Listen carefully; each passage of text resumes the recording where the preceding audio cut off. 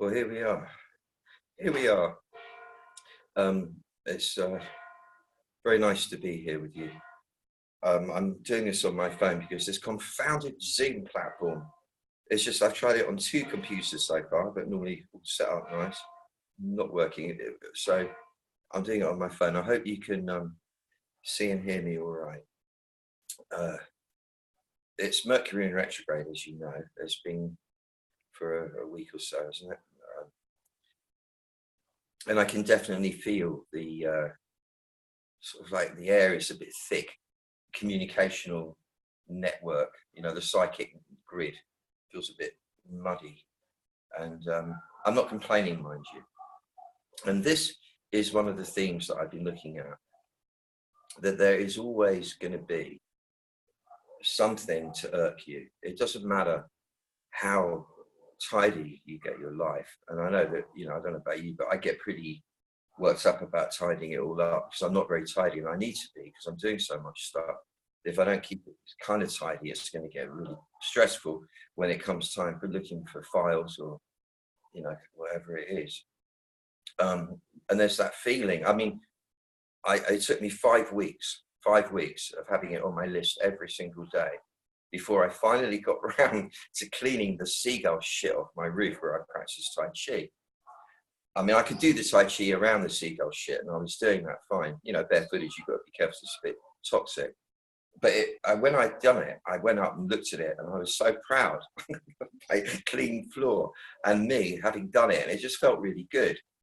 I mean, that's actually something I find with manual labor, kind of menial tasks. There's a hell of a lot more satisfaction gained from doing them than there is, I find, from even creative tasks or anything to do with the computer. Basically, it doesn't quite have the same effect. Anyway, that's by the by. So I'm looking at how, because I'm dealing with people all the time, people having their problems and their crises and helping people through them, helping people be strong. And this is on a daily basis, quite a few people every day that I'm working with. And I love doing that because I need a break from making music anyway. I mean, I could just keep going all day doing that. I never actually put my head up for anything else. But so hence it's good for me. Plus it stops me being, self-referenced. And it's what I do anyway, it's my job. It's part of my job. And so always looking for the angle, and for myself as well, my own existential process, how to ride that as lightly and easily and successfully, effectively, efficiently, enjoyably as possible at all times. And I mean, that's why, that was one of the major kind of impetuses to get me into this work. I mean, I never thought it was going to be work. I just have always been fascinated by the human condition, even from when I was tiny, and by the absurd kind of pretense that people affect, that to play the game, to fit in, to be okay, whatever, which really distracts from the actual magnificence of life itself, and really makes the whole thing a lot harder. And so for me, having this intense kind of experience of being a human being, I found it really difficult, on many levels, growing up as a child, teenager, and whatever. I had to find the way to get to peace with myself, with all of it. And like I see this happens again and again. There is this amazing effect of destiny, which is the Tao. I mean, call it what you like, but the arena in which things haven't happened yet, but they're going to happen. And there's this feeling that there's an inevitability about it all, that it all began with the Big Bang, if there was a Big Bang, whatever when the whole thing started this time round. So this isn't the first time, I'm sure of that.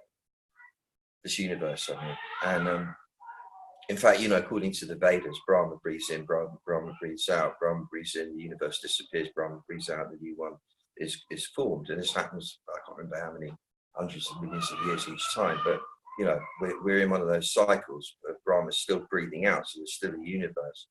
But it will disappear again at some point and then start all over again.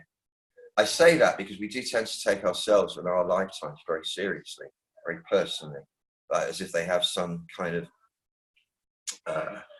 ultimate significance, whereas in fact they don't, any more so than an individual flower in a garden of beautiful flowers has any ultimate significance. It's there to add to the beauty that's created by all the flowers together. It's there to offer its beauty, the succulence of its soul while it's here. And possibly if flowers do kind of feel these things, enjoy the praise and approval of those who pass by, looking at the flower.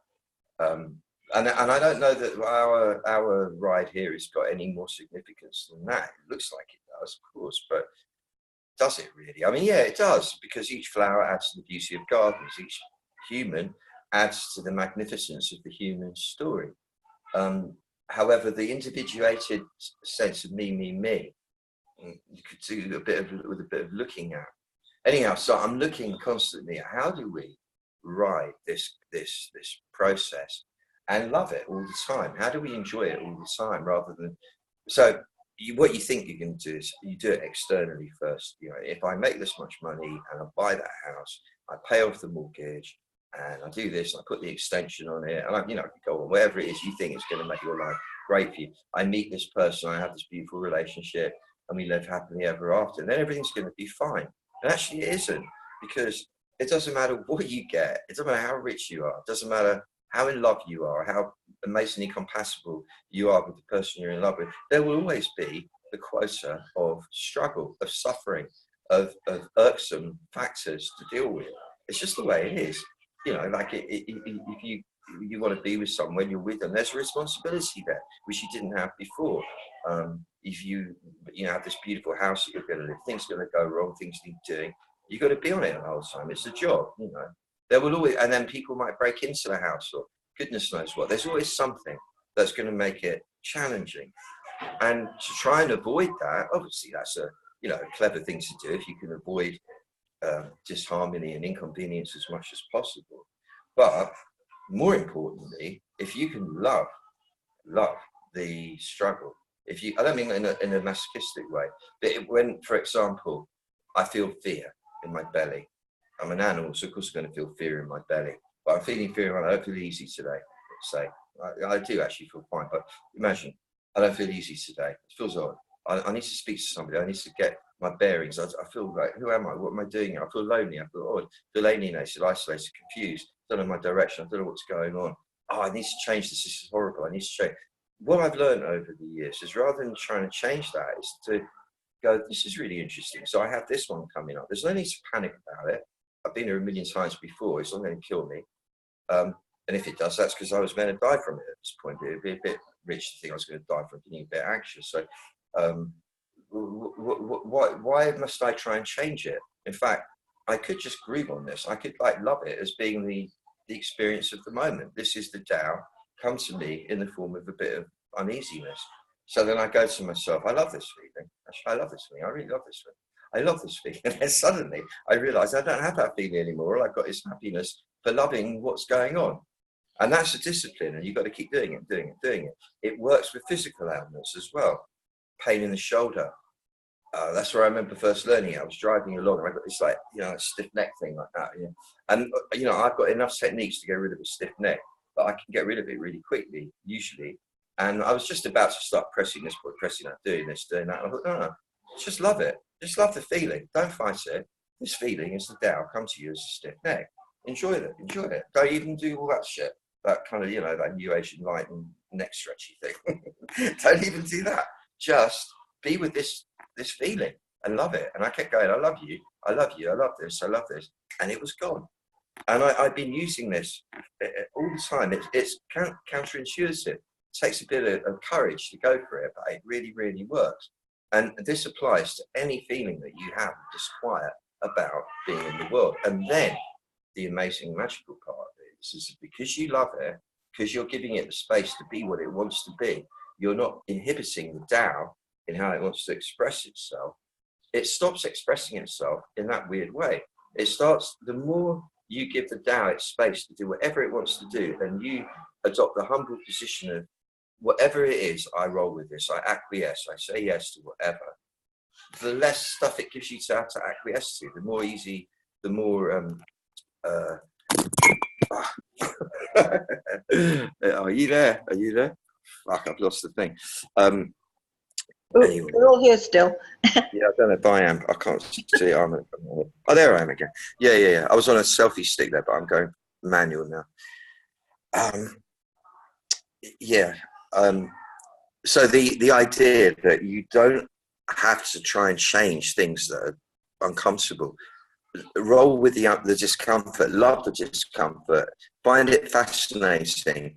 You know, like kind of the odd feeling of scratching your fingers across concrete, or a teacher making the noise on the blackboard with the chalk. It's like, oh, but instead of fighting it, you kind of, oh, this is interesting. It's interesting in its weirdness. And then it stops being weird. It stops being uncomfortable. And the teacher stops making the noise on the blackboard. That's the kind of way it works. So, starting more at the beginning than that, the miracle is a metaphor. It's a description, a way of talking about appreciation, essentially.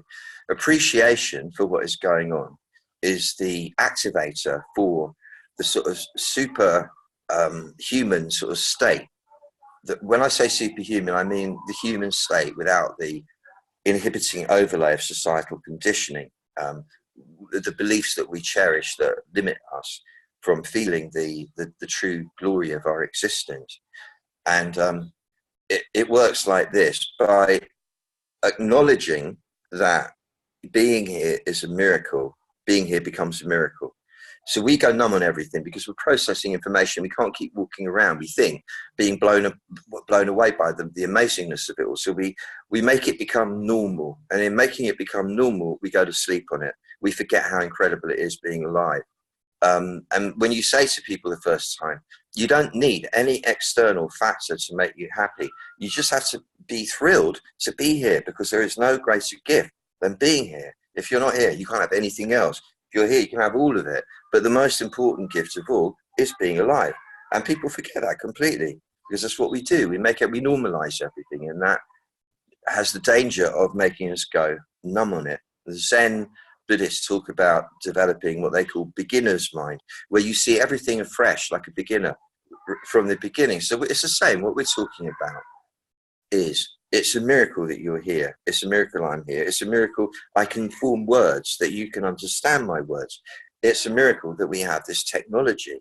It's a miracle that this technology has arisen as a reflection or an expression of a global consciousness.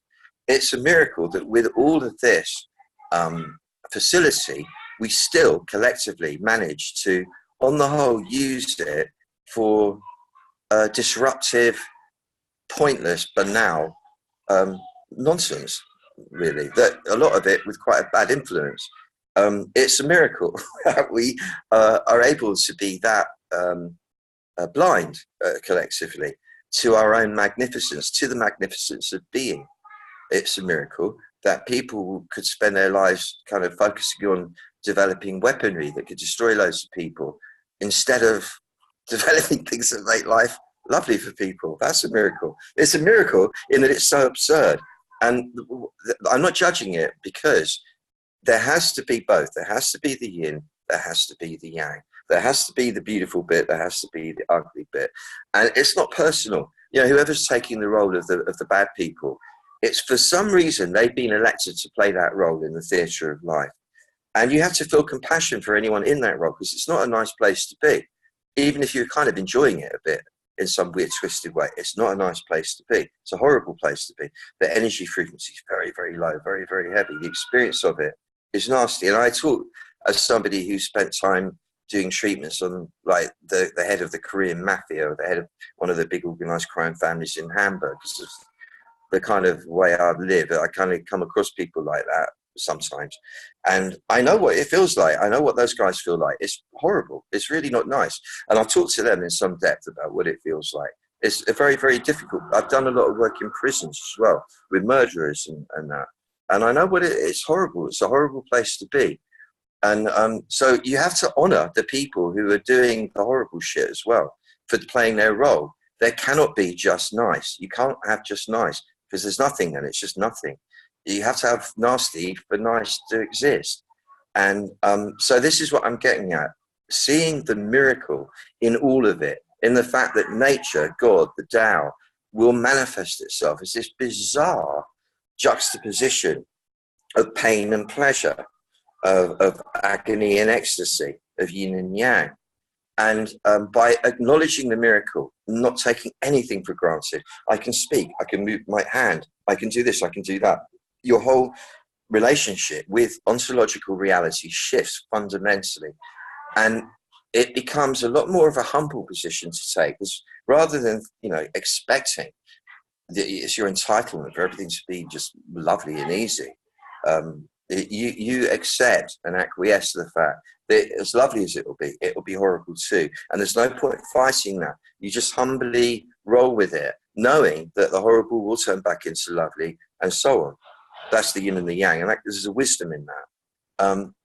Now, underneath all of this, and what is really interesting to me at the moment, is this, I'm using words, I'm formulating ideas, I'm hoping, trusting that I'm resonating with you on an intellectual level, but also on a sonic, energetic level. The sound of the words, the sound waves that carry the words, carry probably about 96% of the communication. The words are just the dance that we do with each other to reassure each other that we're operating within the same frame of reference in relation to reality, because it's all up for grabs, isn't it? I mean, it's all just is what you make of it. And along with the sound packet that carries all that information unconsciously to us, we're not aware of what we're picking up with the sound. That exists in the milieu of what we would call the psychic. That's the telepathic. And this has always been of great fascination to me, not in the sort of fairground psychic thing, because I think that's it's a showbiz thing, and it's brilliant when people do it. I dig it. I like how it works, and sometimes it's perhaps to coincide with genuine psychic awareness and so on. But I'm talking about the interpersonal stuff that happens on a day-to-day basis, starting with the most obvious thing of the phone rings and you know who it is. An email pings in and you know who it's going to be from, even if you haven't heard from them for ages, or you've been thinking about somebody out of the blue and then they get in touch with you. That sort of obvious stuff. Take it on a little bit further, and the parking ferry thing. You're driving around looking for a place. You say, okay, I need a place, and it will bring you a place. Now, what is the it that does that? What is the part of you that reacts to the it and that creates that kind of agreement that goes, yeah, okay, buddy, we'll give you the parking place. There you go. Aren't you clever? Aren't I clever? This is great. That thing. Where does that happen? I mean, what is that it's happening with? This huge presence, this huge consciousness, which we're each a part of, which we're each an expression of. It's like a massive network of telephone lines in a way. And we are unconsciously moving around it, in and out of each other's bodies, in and out of each other's memories and consciousness all the time without even knowing it. I mean, look, don't take my word for it. This has come from years of training and practice and studying of the whole Taoist thing. And I've been taught by some pretty heavyweight people, and I've had the experiences. For example, my friend Frank, I was sitting with him. I didn't know he had a back pain. And I felt intuitively he had a back pain. I needed to go into his spine. I went into his spine. I was in his spinal cord consciously, and I saw a break in the strands of light as I saw them that were that it was comprised of. I started plaiting them like you plait hair or whatever. I plastered them back together again, and then came out of there. And about half an hour later, I was thinking of it. I was thinking about other things. Half an hour later, he said, I've had a really terrible pain in my back, and pointed to it. It was just where I'd been there. He said, about half an hour ago, it completely went. And I just felt completely different. And it never came back. So that, if you like, was proof. I have loads and loads of proof like that. We are flitting about all over the place through time and space. And we limit the amount of an information coming through to us in any given moment, because we don't think we're going to be able to handle that much of an overload of information. Your subconscious mind, this is the Taoist kind of schema, it knows everything that ever was, is, or will be. It knows exactly what's going to happen to you. It knows exactly when you're going to die. It knows exactly how you're going to die. It knows exactly when you're going to meet this one or that one. It knows exactly what's going to happen. And it's going to happen that way. However, and this is where it all gets a really bit kind of like paradoxical and inexplicable. There is a dance that goes on between you and destiny, between you and the psychic grid, which is you have to be willing, you have to agree to play the game. It seems, anyway, I wouldn't know this for sure, seems you have to go, yeah, I want that. And as soon as you say, I want that, or I agree to that, it wants you to, and then it makes it happen. However, I do wonder if that was all programmed from the start anyway. You were always going to make that choice. You were always going to, excuse me, be inclined to make those kind of choices. But what I do get, and I don't care if I'm wrong, is that where free will does come into it, for sure, is in any given moment, it seems to me, I have the choice between fighting what is going on, resisting it, trying to change it, doing whatever I can to distract myself from it, or acquiesce to it, roll with it, love it, which is what I'm talking about here. And if I roll with it and I love it, however mucky or painful it may momentarily be, it seems that the results are far more satisfying and huge than if I fight with it. And I don't know how much of that is controlled by destiny. I really, really don't know. None of us do or ever will. All I can say is that I find myself needing to participate on that level. So there probably is the fact that we do have a free choice in whether we love it or hate it. And loving it works better than hating it.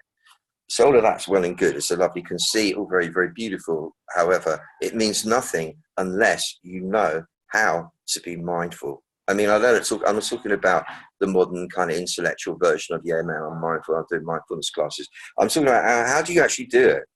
And as far as I know, the Taoist system is the only one, I think, that actually gives you how to do it. I'm probably going to get corrected by somebody for saying that, and I don't mind if I'm wrong. I'm sure I am wrong. But as far as I know, and I have extensively looked and studied, and I know that the yogic system has it all in there and so on, but I've not seen anything succinct and clear as this Taoist approach, which you've got to bear in mind really comes from fighting. It comes from the martial arts. It comes from self-defense, where you've really got to be on it. You've got to be properly alert. And if you've ever had a fight, it's a horrible thing. You've got to be really quick, man. You've got to know. You've got to know what to do. You've got to be there before the other person. You've got to kind of anticipate, follow the energy, move with the magic. Otherwise, you're going to get done in. And you've got to really be clear for that and have a few tricks up your sleeve, these sort of psychic tricks. So that's where it all really comes from. And if it works for that, it's going to work for anything less. And it comes down to two main equations. One is we are ever evolving, I hope ever evolving, upright bipeds, two-footed beings. We started off as single cell amoebas. We kind of graduated to being crawling about things, and then we got ourselves upright, and that was quite an effort, I imagine, in evolutionary terms, and we're really proud of that. We don't let it go, so we're keeping on moving upright away from the ground.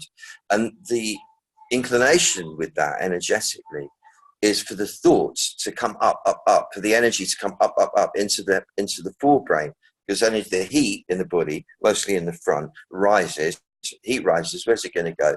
Up here, because that's the highest bit of your body before you go into the sky. And the heat going up into the forebrain stimulates the forebrain, and the forebrain thinks and thinks and thinks and thinks. What it thinks about is, what do other people think of me? How am I looking in the world? What will happen if I do this or do that? What will they think of me? How will it be received? What reaction am I going to get from everybody? How will I fit in? Will they love me still? Will they care for me? Will they abandon me? Will they neglect me? And so on and so forth. In other words, am I going to live? Am I going to die in relation to everyone around me? It also deals the forebrain with language, linguistics, so communication with other people. It's all about being in the herd. And it's a relatively new function of the brain, this forebrain activity. We use it ourselves to create stories, to describe life to ourselves. I mean, life could be described in an infinite number of ways. You could describe it on the quantum level, the biological level, cellular level, mechanical level, and so on. But we use the forebrain to make stories up that describe, that simplify this vast cornucopia of disparate factors. And into a shape that we can relate to. And we then believe that that story we're telling ourselves is ultimate truth, is the reality. But it isn't, it's just a story. It often doesn't even coincide with what's reality. However, then we react to the story because we'll make it exciting, usually scary. And we get scared. We get like anxious about the story we're telling ourselves. We get angry about it. We get confused by it. We get in all kinds of states about it. And it's only a story that we're telling ourselves, but we're really good at it, so we don't realize that. And all of that goes on in the front part of the body. And to give you an example, I'm holding my phone to talk to you. Now, my phone, I think you'd find it hard to argue with, is an object. It's a thing, right? It's a noun. The word phone is a verb as well, but it's a noun. The phone, my phone, is a noun. It's a thing. And no one would argue with that, but that's not actually true. My phone is not a thing. My phone is a process. My phone is made of atoms that are gradually, very slowly and imperceptibly succumbing to the force of entropy. And at some point down the line, this phone won't be any good anymore, as we all know with these things. They don't last that long, these phones, right? My body is not a thing. My body is succumbing to the force of entropy. The cells of my body are changing, breaking down, dividing, doing what they're doing and doing everything else. And at some point, they ain't going to hold together anymore and I'm out of here, right? But it's not a thing that's gone. It's a process that's changed. I wouldn't even say it's stopped, because nothing stops. Energy continues. Consciousness does too. There's one example. Another example of a description of reality that's bullshit. You would never argue with this. If I said beautiful sunrise here this morning, and the sunsets from my roof are just amazing, because they are. But they're not sunsets or sunrises. The earth is turning. The sun isn't in relation to us. The sun is static in relation to us. We're the one doing the spinning round, and that's why we get sunrise and sunset, which actually should be called like earth spin or whatever. And yeah, okay, it's not a great name for it, but it just shows you how we are deluded into thinking things that aren't actually true. That comes incidentally from when we believed the earth was flat, and kind of indicative that we still do it. So I know there are a lot of people who've started believing it again as well. But I'm not talking about that. And yeah, anyway, yeah, the other thing is the earth, like this flat earth thing. We think we're on a flat earth at some level because we think the sun's going up and going down, which it isn't. And the earth is like this big solid clump of stuff that is just like forever and ever. And when you die, you go in there. And when you're bad, you go beneath that even to hell. And it's really like a deep, heavy, horrible, weird thing, the earth, in a way. It's like dark. And, but what actually the earth is, I mean, I've spent a bit of time in Stromboli, where there was just that massive eruption. That volcano is constantly erupting. It's the only one on the planet that does. A plume of flame going up into the sky, this amazing noise all the time. And I realized very clearly there that the crust of this earth is really thin, relatively speaking. And what it is a cover for a ball of fire that's as hot as the surface of the sun. We are on a nuclear-powered spaceship watching the earthquakes the other day, which I know conspiracy theorists say were done by nuclear bombs being set off from underground control centers and blah, blah, blah. However, I do know that actually that is the ring of fire, the Pacific plate turning clockwise, because that's what it does. And it scrunches. It's like gears scrunching. So the San Andreas fault had a little bit of a blip and then another one. It was about 12 hours later in Indonesia, there was another one of a similar magnitude, 6.9 or whatever. That's on the other side of the ring of fire, the Pacific plate. Figured out from that, because it's roughly, I think about 12,000 miles away from LA, that it travels at 1,000 miles an hour, the magma, the plate rather. The movement of magma that causes the plate to turn is moving at, and then I realized it's the opposite direction to the way we're spinning at 1,000 miles an hour. So it kind of like the magma gets left behind as we're going like that, and that's what causes the earthquake. So anyway, that's very exciting. We are also moving around the sun at this moment at 19 miles per second. That's 30-something kilometers a second. That's 66,000 miles an hour. I mean, seriously, just sit with that for a minute. 66,000 miles an hour. When you go on a plane, you go about 500 miles an hour when you're really motoring up there. But if you see another plane passing in the other direction, you see how fast that is. But I'm talking 66,000 miles an hour. This whole thing is moving. That's fun. That's exciting. That's what we're doing here. We're on this mad ride. And similarly to when you get on a plane, London or wherever, and get off at New York, it kind of seems important if you sit here or sit there, if you get in business or first class, brilliant. If you're in economy, it's a bit of a drag, but you'll kind of make do with it with squash legs and everything else. It'd be nice maybe if you're on that aisle there, because there's somebody not sitting there, you got a bit more room to spread out, whatever. And it seems quite important at the time. When you get off the plane, it doesn't mean anything because you're off the plane, right? Everyone's the same again. And I think it's the same with this ride. We get on the planet at a certain point, and then we whiz around the sun in a yearly kind of motif.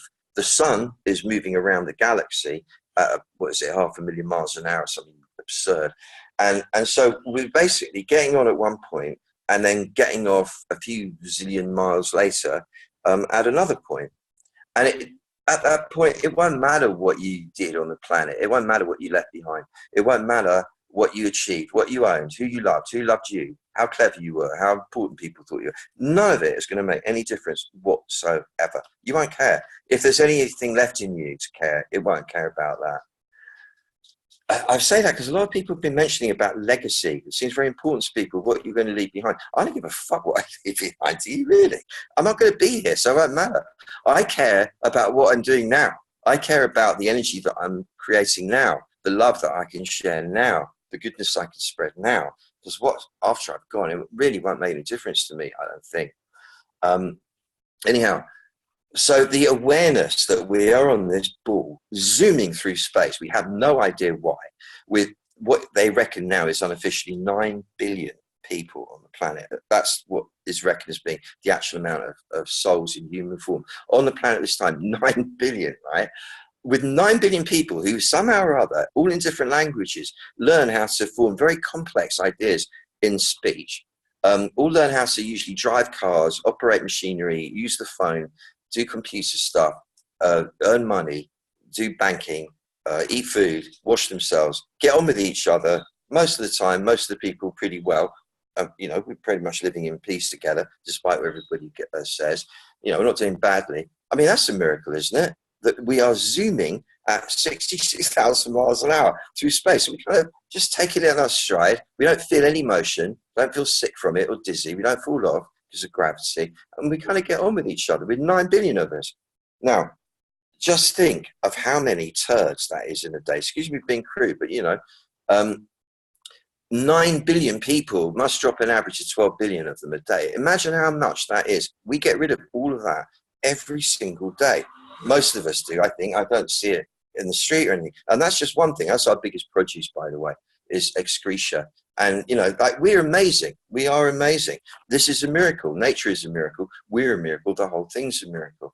So what I was saying was the heat goes up, like you just saw an example of, and that makes you a bit like ungrounded. The first thing is to drop the heat down into the belly, because when the weight of the thoughts and everything is down, you got gravitas. You're in touch with that power of the ground. You got that motion, man. You've got that power in you. 66,000 miles an hour's worth, plus the 1,000 going round and round. You've got that in you. That's a lot of power. That's a lot of centrifugal force you're channeling. And that's what makes you have energy and enthusiasm and the buzz. It's part of it anyway. So if you allow the weight now of everything in your mind to drop into your lower part, so that you're like a big Buddha with a big round belly, so your belly full of energy. Look what difference that makes for a start. The mind, the head part, goes clear. It's buzzing, there's energy, it's excited, but there's nothing. No noise, no interference. It doesn't feel like, oh. So that's the first thing. Just to counteract any slumping tendency, when you do that, raise the top of the skull as if someone's pulling your crown up by an invisible thread. And that gives you length, it gives you dignity, uprightness, literally. And it makes the mind bright when you do that. It gives you the attitude of the sovereign rather than the servant, of the serf rather. Okay, so that's the first equation, getting the up to go down. The second one, and this is, you can't say which is more important because they all go together, but this is the biggest thing of all for me, is you have all that noise of being a human being going on in the front of you. You have all the fear of what people are going to think, the excitement about achieving things, the slave driver that you go on, come on, you got to do more. You're not working hard enough. You need to do more. You need some more. The lazy one that goes, no, come on, just let it go. Have fun. You're only here once and all that stuff. The socializer, hey, how are you doing? All that stuff. The hermit, oh, I can't find enough of people, want to be on my own.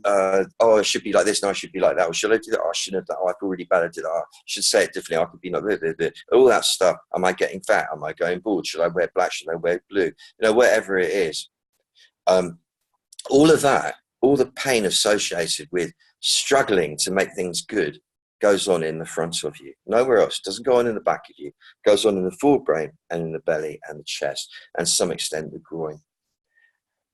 And you will never, ever resolve the conflicting issues and drives going on inside through the front of you. It looks like you will. Yeah, if I make this right, it will be okay. If I get my thoughts tidied up, I'll know what I'm doing. It'll all be fine. Everything. It never is. It'll always be yin and yanging constantly. There'll always be the dark to go with the light, as I was saying. What you can do, the master move, is you drop back behind it all inside the body and occupy where you're really meant to be anyway, the back brain and the back of the body. This is a martial arts trick you learn to do. The reason being, there's manyfold, but the back brain is the home, if you like, of the subconscious that knows everything. The back brain is where the hunter-gatherer mind sits. Before that, human conditioning that tells you what's fashionable and what you should be talking like, thinking like, dressing like, everything else.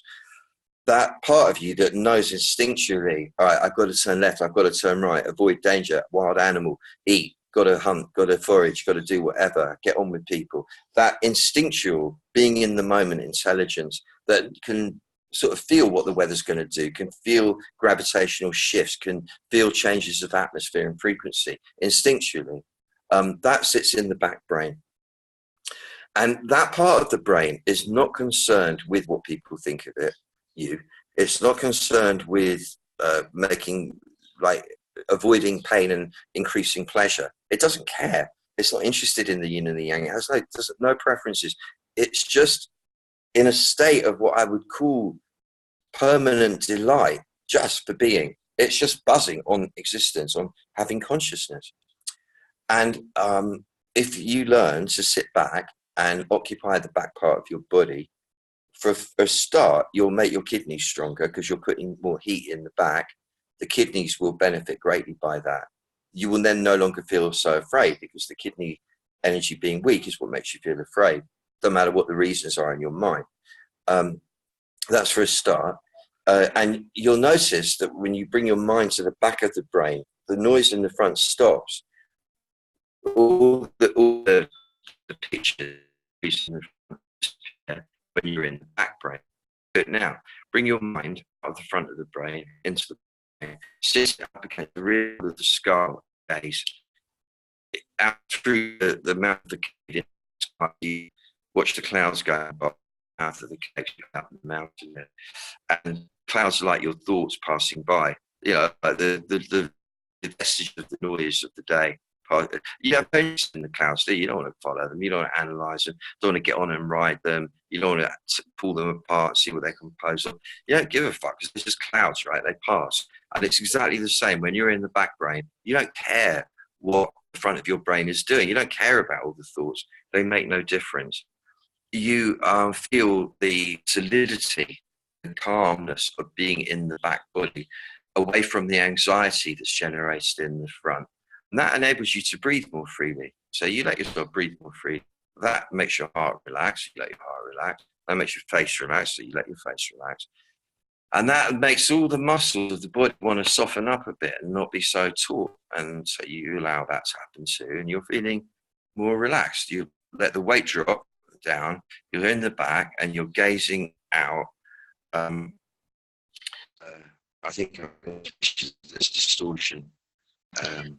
Hey, it's we can't see you. You're barefoot. It's quite difficult to hear you at the moment. I can just see you again now. It says your network's a bit low. Oh, maybe I should go on to Wi-Fi. Hang on. Can hear you again now. Yeah, good. I'm just going on Wi-Fi though. I see you. Okay. I'm on Wi-Fi. See if it's better. Is this any better? Yeah, at the moment, yeah, you're a bit high though. If you put it down a little bit, that's, yeah, can only just see your face. Okay. All right. Thank you for that. All right. Pardon me. I hope you didn't miss anything good there. Yeah, I was just going back. I was talking about the state that we're aiming for here, where you've got your energy drop down in the belly, so you're not all zinging in the head. You've got your mind back in the back brain, so you're not all thinky. You're just looking with pure consciousness, and you're breathing more slowly. Your muscles are more relaxed. You've got your heart open in the front, i.e., the love, the beauty informing you.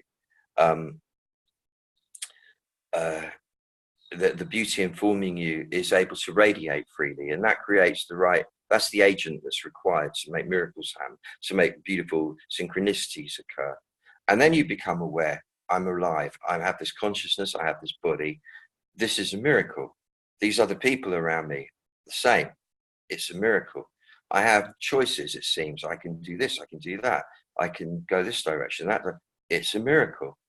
I can amuse myself in 1,000 different ways. I can be creative. I can generate new ideas and make things happen, have an adventure. It's all a miracle. I can move my arm.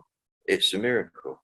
I can learn all these incredibly brilliant ancient techniques that come from different cultures. It's a miracle. And as soon as you start to see that it's a miracle, but you see it from the back of you, everything changes. There's like a buzz in the air that makes you think that you could manifest whatever you want, and you can. You can't do it avariciously, you can't do it mechanically, and you can't do it expecting it to work like dung, like in incremental stages. It's a bizarre process, I find, but you can do it. You manifest it, and I don't want to go too deep into the whole manifesting thing now. It's a whole other subject for another day. But I do know that, excuse me, when we combine our intention, and we're of one intention, and we combine it and direct it, it has an effect on the collective. I've seen it again and again. I've seen the atmosphere change in the world after we do these sessions quite clearly, because I'm watching it a lot. The news, people talking to me and all sorts. You see it. You can see the energy shifts. And that interests me a lot, that we can do that. And this all somehow depends on the whole psychic grid, this ability to be aware of the information that you're taking in. Because being psychic, let me just go on to that for a minute. Being psychic isn't a skill that you have to learn. It's not a gift that you're born with. It's just your consciousness is aware of everything. The conscious mind that tells the stories, that sits in the forebrain, limits what you're processing in any given moment to what it thinks you can handle. And therefore you blot out most of the spectrum of information of light and sound available to you. Being so-called psychic merely means that by coming into the back brain, it broadens the view out. You get to see a lot more of the spectrum in front of you, not clouding the awareness with your own story, which you would be doing if you're in the front brain, gives you the receptivity to hear what you're being told by your subconscious mind. And that is basically the training of being psychic. You learn it in the martial arts. You have to, because you have to know where you're going to go with it. You learn it with the healing, the medicine, because you've got to be able to diagnose people. You've got to be able to read their souls, basically. And we all have that power. But incidentally, if you did the thing with trying to guess the color I was transmitting for the psychic doodah, the psychic development doodah, it was actually bottle green, dark forest green. And one person whose name I don't know, but Whirly does, got dark emerald. And that really was as close as you could get. There were others near to it with the greens, but I have to say dark emerald, so far, unless Whirly's received any others, is the nearest to it. And therefore that dark emerald person does win the psychic Taoist doodah free. If you weren't that person, the silly sale of it goes on until Sunday midnight LA time. And it's good, as I recall. I mean, it's basically just trains you very simply in opening up to the awareness. And I think it does the job. It'll do the job. It's certainly a good way to begin it anyway. Because getting synchronicities to happen on some level involves gaining the agreement of lots of other people without even having to talk to them or email them or phone them or anything. I'll give you an example, and then I'm going to ask you if you have any questions. When I had my healing practice, it was really busy, and it was like the biggest one probably in the world for what it was, certainly in London. And I used to have everybody coming to me, all the famous people and so on, and all the infamous people too. And a bit of a Robin Hood, so I used to charge I used to charge more than anyone on the planet for a half-hour session on purpose, not to show my worth, because it was like, that was what I felt to do. That enabled me to drop my prices all the way back to like £5 or an apple. One guy used to bring me every week, because there were people that live on the street or have got no money that don't have it. They couldn't afford it, and I don't want to block them out. So that's how I did it.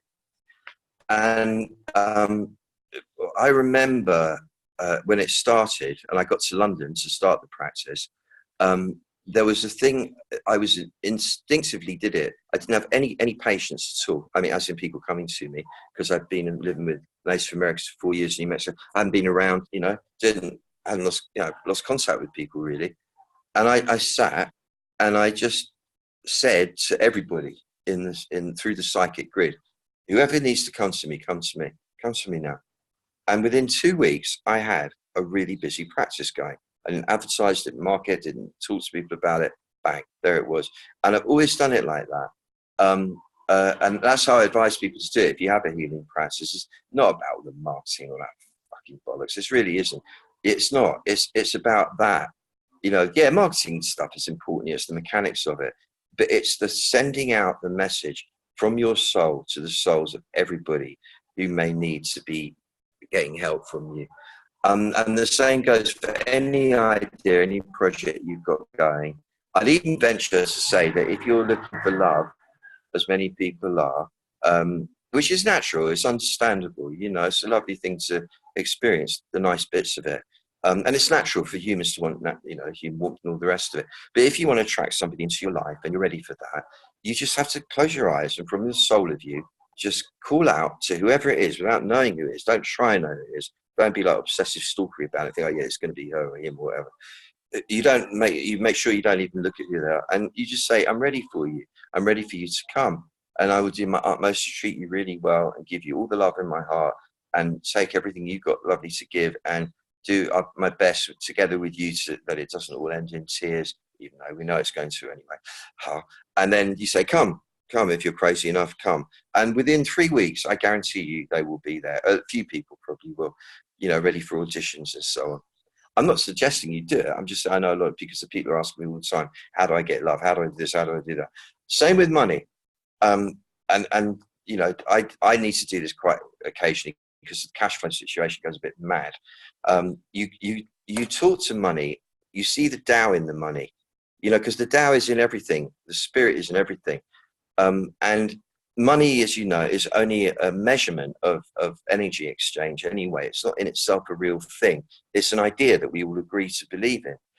And you talk to the spirit behind the idea of money, and you say, money, my beloved, the Tao in the money, come to me, come to me, come to me, come to me in great number now, from multiple sources, every direction. Doesn't matter, just come, just come. I don't have to know why, I don't have to know how, it doesn't have to be logical, nothing rational about it, not even to do with earning it. Just come, come. And then you visualize the spirit going, yeah, man, I come to you. And it all comes really, really quick from every direction. You see it as gold coins. You can see it as dollar bills. You can see it as whatever you want. It doesn't really matter. Guarantee you within 3 weeks, you will find your money flow has improved quite notably. Just so you know. So that's the psychic thing as well. And now, because I think I've talked myself right through anything I could have possibly wanted to say, or the Tao could have possibly wanted me to say, and I've said at this point, thank you for putting up with my style of delivery today. Thanks to the Tao for allowing me to be its channel. I'm sure I could have done it more, a little bit more rationally, but there you go. I think we kind of got there in the end. There was quite a lot of good stuff in there, if you were willing to pick it out of that verbiage. And now I pass the floor to Whirly to organise any questions and all of that. Hey, Barefoot. Yes, that was brilliant. Thank you. Absolutely brilliant. Lovely dirty word. It really suits you. It's a lovely colour. Thank you. Thank you, Barefoot. There are there's lots of comments. I won't read all of them because there are lots. But from Archie, Sabine, Layla, Taya, Sam, Helen, Donna, Ing, I think it is, all sort of saying hi and welcome and thanking you for this webinar. And there are... My pleasure. Oh yeah, and Claire says that was amazing. Thank you so much. Marcia, brilliant. Thank you. Everyone's saying how amazing and brilliant it was. Taya, thank you so much. This was awesome. Yeah. There are some questions. There's one that's already come in. It's in 2 parts, so it's quite long. But anyway, the first part is I am finding over the last few days the energy in my hands is almost too intense. So much tingling going on. Do I need to release this by shaking it out, or is there a way I can use it to help others by sending it out to the universe? And related to this, how come I can channel this kind of energy, yet I'm not be able to heal myself of my muscular stress related issues that prevent me being able to walk? And that's from Helen. There is a second part to it to do with psychic ability, but that's the first bit. All right, Helen. I'm thinking about this. Well, look, the build-up of chi in your hands is significant and would indicate a need to channel it.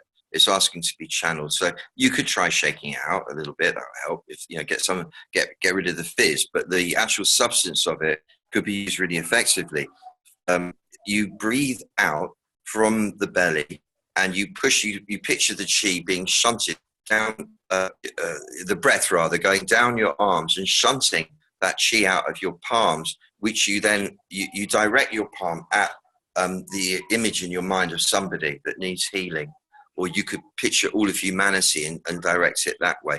Better to pick it usually, and you picture and feel the chi streaming from your palms to the recipient. You picture the recipient receiving it, being grateful for it, their spirit, right? You're talking to the back part of them, not the front part, and you send it from the back part of you, not the front part of you. That absent healing is really powerful. It does work, and it would be what it sounds like what you're being asked to do. But also, when you're with people, do it. Touch people if you're up for it. When people are around you, if you've got the chi, put it to them, give it to them. So heal them with it. It'll be really useful. As for healing your own muscular situation, I wouldn't say why can't you? I think you can. It's just what do you do with it to make it work? So when you feel that build-up of chi, I mean, let's say, for example, you've got an issue with the quadriceps muscles, the front of the thigh muscles, and you put your hand above the middle of the top of the left thigh, say, and stream the chi into the thigh and keep doing it like you would for somebody else. And you'll find within 24, 48 hours of doing that, there will be a shift in your muscles there. It does something. Very difficult when you're dealing with your own healing to gauge progress because it's also subjective, and we tend to be negative about it. So if you know, like when I've had these ridiculous black widow spider bites that have taken a year to heal, and they're still not completely done, right? It's impaired my walking quite a bit, and it's getting better all the time. Am I still with you? Yeah, I think so. We're still here, just yet. It gets better. It gets better all the time. But when I go out and I'm not walking right, my first, fuck man, I'm not walking properly. What is wrong? Because I'm comparing it to the big 25 instead of comparing it to how I was walking the day before and going, wow, it's improving. This is good. You see, you might be not the one to judge whether it's working, but don't give up on healing yourself with it. I hope that's kind of a help. What's the next question, Whirly? Okay, well, to that, Helen says, wow, yes, and exactly, and thank you. And the second part of her question is, she's currently learning to communicate with animals, and mostly this is done by photos in the learning stages, and it's proving very interesting. I sometimes get an image, sometimes just the words in my head, sometimes I just get the feeling in my hands as I slowly move them over the body in the photo. would you say it's easier to communicate with animals telepathically, as they have nothing to hide, and that it would benefit anyone wanting to communicate psychically to start with animals? Yeah, it is certainly a lot easier communicating with animals telepathically. You know, as cats and dogs, for example, with horses, that you can see. I mean, it's really easy. You can kind of call them over to you without even talking, and they come and all of that stuff. And I've done a lot of work with dogs and horses actually, and cats. And I think it's a brilliant way to get going with the developing telepathy. I'm a mentor, very proud to be a mentor to a brilliant animal communications practitioner in America who deals with horses, and we talk about this a lot. You're talking to the back presence of the animal, not the front part. Just like you're talking from the back of you, you're talking to the back of them, and you can do miracles with it. Yeah, and then that's how you then talk with people. It's exactly the same. Thank you. Yeah. Okay. Yeah, lots more comments. You're just here. We can see you, but can't. I can hear you, but can't really see you. Oh, now I can see you again. There have been quite a few. There's 3 questions here from Layla. First of all, would you talk a bit about investing in loss? Is it the same as becoming empty to get full? Oh, the lovely Layla. Yes, it is exactly that. And I'm working with this all the time because this is one of the axioms of Taoism that I find the most difficult. Again, it comes from boxing, from fighting. And that even makes it even more confusing. To win a fight, you invest your energy in losing the fight. Does that make any sense? I mean, it's a bizarre thing to do. So you go in there investing in it being okay to lose. So you don't have to win. And that gives you the freedom, I think, to win. Another way of looking at it is before going onto the mat. My friend Matt Fury, the wrestler, the kung fu master, he's the only was the first white guy to win the Chinese yearly martial arts, multidisciplinary kind of competition. And he said to me that the way he did it, he got on the mat. He said the other guy should have won. He was way better than him. He got on the mat before he lost himself completely. He breathed in and breathed out until he was just white light. He breathed in and out white light until all there was white light. He wasn't there anymore. He wasn't there anymore. He lost himself completely. He invested completely in loss. And he said at that point, he didn't try to, he just became a tiger. I don't know if you've ever had that experience where you become a power animal. I was just talking to my son who's got back from an ayahuasca thing in Costa Rica. He was a jaguar. And I get that totally. I asked him, was it the 4-wheel drive of the sports car? But it is the with the leather seats. It is the thing that happens when you disappear. I remember being a lion once, and I was a lion. I just became a lion. I was looking through a lion's eyes, and I wasn't there. You get taken over, and then he won the fight so easily because he was this mad tiger. So I've got it down to, if I want to do something, I want something to happen. Investing in loss starts for me on a basic practical level of giving the thing space to fail. Will I be willing for that to fail? If it does, is my life destroyed? If my life is destroyed, does it really matter? Can I deal with that, etc.? And if I can get all the way to, yeah, it's all right, it doesn't matter, then I'm free for the thing to succeed. The next stage is, can I actually invest in it not working to make it work? I've never managed that one yet. I've never pushed it as far as that. So like extreme, that one. I'm not there yet.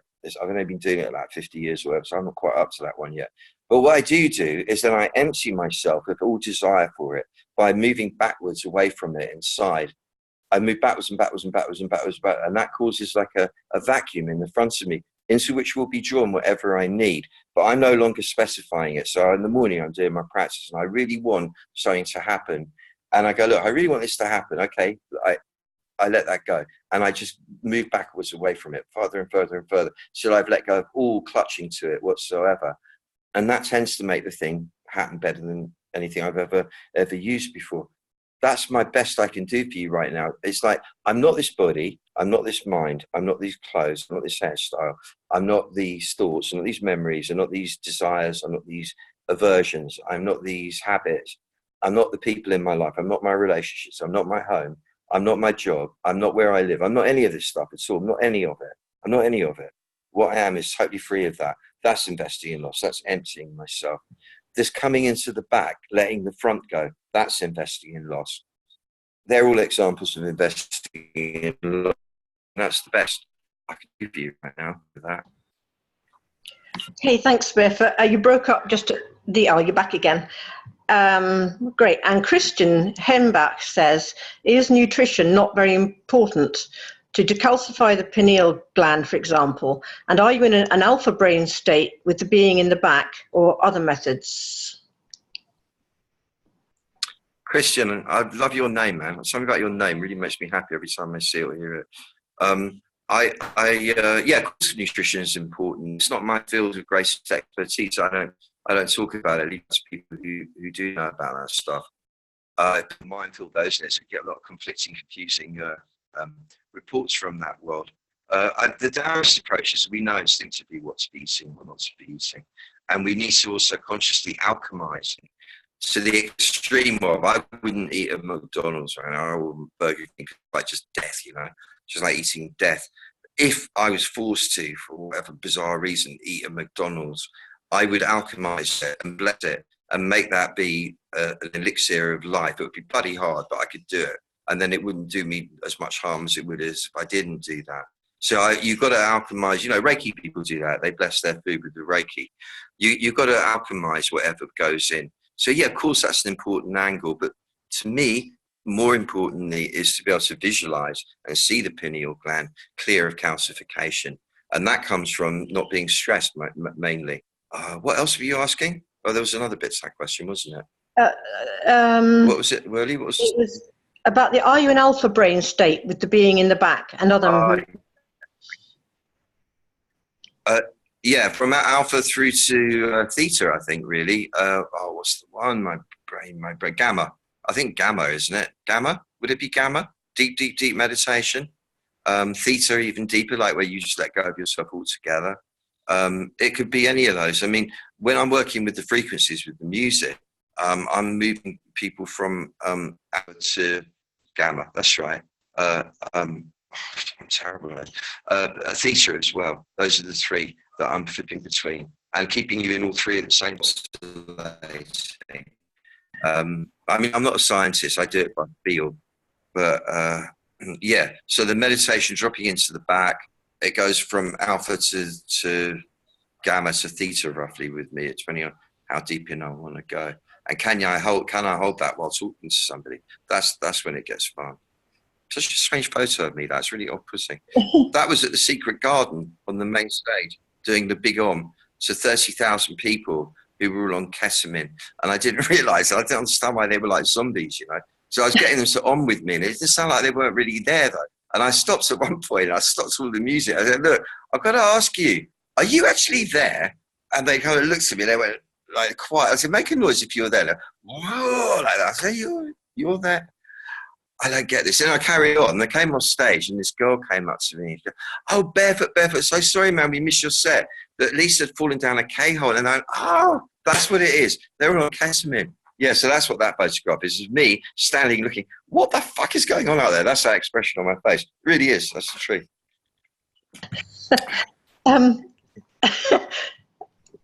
Yeah, I'm getting, thank you. So there's loads of comments saying how brilliant this is. And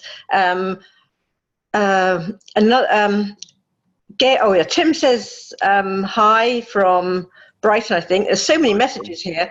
Taya says, yes, Gamma. And Cynthia Brown, that's Gamma, so fun. Thank you. And amazing. Taya, there's lots. Gail says, where do you teach your healing methods? Online, really, through the site. They're all kind of on there. I mean, I've got a retreat coming up in September here in Spain. And, you know, I tend to teach a bit of healing stuff in that. But, yeah, I mean, yeah, I'll tell you where. Near Manchester, the end of September, on that weekend, last weekend of September, on the slopes of the West Pennines, in a lovely little town called Ramsbottom, I'm going to be doing a day-long super healing. And if you can make it up there, it's a great thing to do. That is where you learn the basis of the whole healing thing in one go. Or do the super healing training online. It's brilliant. If I say so myself, it really was something. I channeled that one all the way through. I like watched myself do it. It was amazing. And it's strong. I mean, it's the whole Taoist healing technique. But yeah, you know, it's just not that time in my life to be teaching it to people one-to-one. But I will get to that a bit when I'm older, I reckon. Before I leave the planet, I'll pass it on properly. Promise. Yeah, the super healing's brilliant. I can vouch for that. Absolutely fantastic. Thank you. There's lots of Don, I can't wait to hear this recording again. And Jerry DeLang says, Doc, let me suggest that we consider dedicating our energy generated from whatever Taoist practice, Qigong, etc., be dedicated to peace in the Far East and peace to all sentient beings, and simply allow the practice, the Qi, to go out and return many times over to all, including great boons to the originator and the physical boons of the exercise to magnify within the daily practice. That's a comment so that's from Jerry, a suggestion. And the another one. Oh, Jerry, you're so lovely, man. And great idea. Great idea. So I don't know if it's going to do that or not, but just in case, there's one more question. Can you heal yourself during your sleep state? And that's from Sam Whitaker. My esteemed friend Sam. Yeah, of course you can heal yourself in your dream state. It's a really good thing to do. You have to ask yourself before you go to sleep to be healed. You have to ask your big self to heal you and really be sure that you do it consciously. And you will definitely be healed. We are healed in our dream state anyway. I mean, every night I go through a healing process, all kinds of ones. And I go healing people in my dreams as well, in the lucid dreams. Yeah, the sleep is a good place for bringing on the healing. That's a very good question.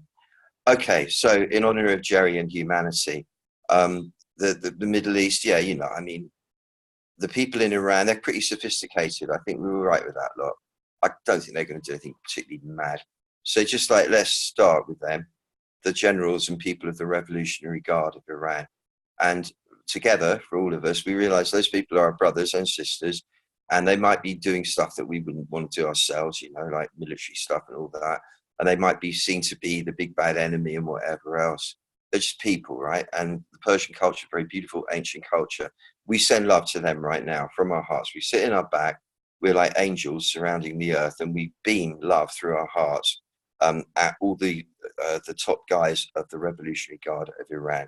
I guarantee you we're the only people doing this right now on the planet. This is really mad and original. And you picture them all getting it. And it's not their thing, you know, it's not their kind of culture. It's not their kind of way of doing it, but they like it. They appreciate it. Thank you, Infidel, for doing this to us, right? And then picture Trumpy Dumpy and all his crew in Washington, and, you know, bless him and all of them. Everyone doing the best they can, remember that. And hard place to be as well. And whatever it takes, send the love to Trumpy Dumpy and all his guys as well. With all the mad shit they've got to deal with, see it go into his heart. See the love go to his heart. Let him be nurtured by it. He needs it. Let him be loved by this. Let him be nurtured by it. And all the people in Washington, all the squabbling and the fighting and the this and the that and the positioning and the madness there, let the love go to everybody there. And everybody involved in that whole game, let their hearts soften. And then the leaders of Israel, the same, because they're very intimately involved in the whole thing with Iran and Syria and the Russians, Putin. He happens to be a great hero, man. I think the guy, because he's a martial artist, remember, very level-headed man. You just picture him receiving the love. He'll take it well, and let it inform his kind nature. Important that, because he wants to keep it sweet between everybody. That's what he's doing, believe it or not. He brokers the sweetness between all the different powers. President Xi of China, who is the real big power, the quiet one that we don't really hear about, send him a lot of love. The guy lived in a cave for 18 months, studying the works of Chairman Mao. He's strong like a crocodile. He smiles like a crocodile. He's a very powerful guy. Send him the love as well. So even though he's so powerful that he doesn't give a shit about this, he's feeling it anyway. He's getting the love. He's feeling our love. And it's doing something to him. He's nurtured by it. You can't not be nurtured by the love. Then think of all the terrorists on the planet, all the people with hatred in their heart, the far right guys, the Islamist guys, all the guys who want to cause big trouble and hurt people and all the rest of it, who've gone a bit psychotic and all the rest of it. They're also our brothers and sisters. Send them the love as well now. We all send them the love, the healing love, so that all the people who would be doing crazy stuff are feeling the love. And at least it's kind of causing a bit of a break in the pattern You know, it breaks up the pattern a bit, and they start remembering their the humanness in them. Anybody who's inclined to do random acts of savagery, serial killing type stuff, you know, mass killings, all those kind of things, rapes and all the rest of it, send all those people the love. Anybody who's got so caught up in some politicized idea about what's right and have got all righteous about it, stop being human, I won't listen to other people's points of view, send them the love. Send everybody the love. The people who squabble in Westminster, everyone on the planet. And until you get the feeling that all 9 billion people have got it and have gone, oh, all right, okay, thank you, yeah, okay, I'll relax, okay, thank you. And in that moment of relaxation, see the Tao informing everybody smile, in gratitude to us, and in pleasure at seeing everybody soften a little bit. And get the feeling that if the Tao was speaking in words, it would be saying something like, thank you very much for opening the door. In return, I will make something beautiful happen now for the world. Just you watch and wait and see. And it will start happening in the next few days. Keep your eyes open. And that is it. From me, I send you my love. And I send you my love, everybody who's been here. You know, you say thank you, all your beautiful comments. I couldn't do this without you. I'm doing this with you. So thank you for giving me this energy to do it. And I wish you all healing. I mean, genuinely lovely feeling of wholeness. I want you to have quantum leaps in well-being in every way. Some beautiful surprises and great synchronicity occurring for you so that like opportunities come, difficult things pass, and things become wonderful. Why not? Can happen. All you have to do is agree to it. And that's me out. I love you. Goodbye. Thank you, Whirly. You're brilliant. Couldn't have done this without you. How'd I get out of here? Bye.